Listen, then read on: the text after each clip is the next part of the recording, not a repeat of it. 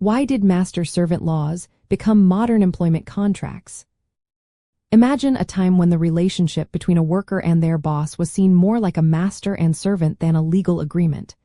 That's how it used to be in the 18th and 19th centuries, especially in English-speaking countries. Back then, laws treated employment as a status, not a contract.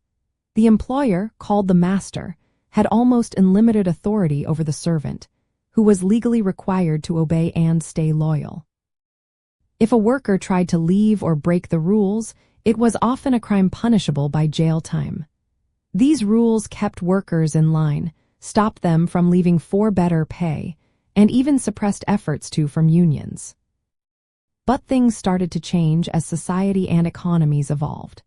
During the Industrial Revolution, factories and large businesses needed more flexible ways to manage workers. The old master-servant model was too strict for these new workplaces. Workers began to organize and demand better conditions.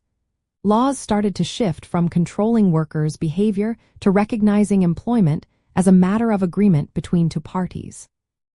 This was the beginning of what we now call employment contracts. The change didn't happen overnight. Courts began to treat employment relationships as contracts, but they still favored employers.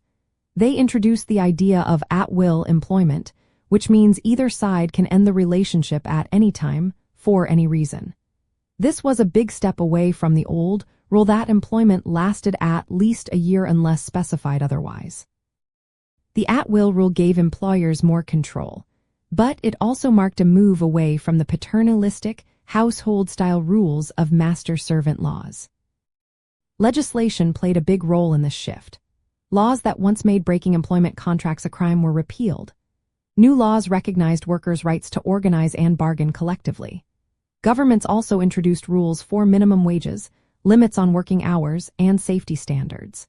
These changes reflected a new view of work, not just as dependency and subordination, but as a relationship based on mutual agreement, even though power imbalances still existed. From a legal perspective, this history shows how laws adapt to economic and social changes. Modern employment contracts are shaped by contract law and specific labor laws. Today's written contracts often include terms required by law, like notice periods, grievance procedures, and non-discrimination rules.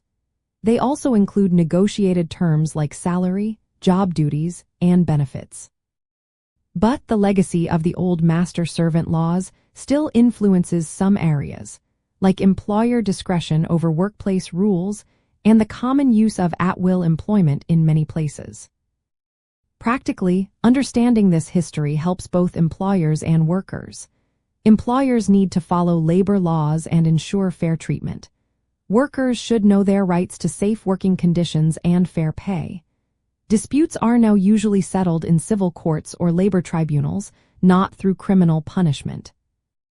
So, the reason master-servant laws became modern employment contracts is because economic growth, worker activism, and legal reforms pushed for a system that was more flexible and fair. Moving from status to contract allowed the labor market to adapt better, but it also created new challenges in balancing employer control and worker protections. Knowing this history helps us see why employment contracts look the way they do today, and why debates about workplace fairness still matter.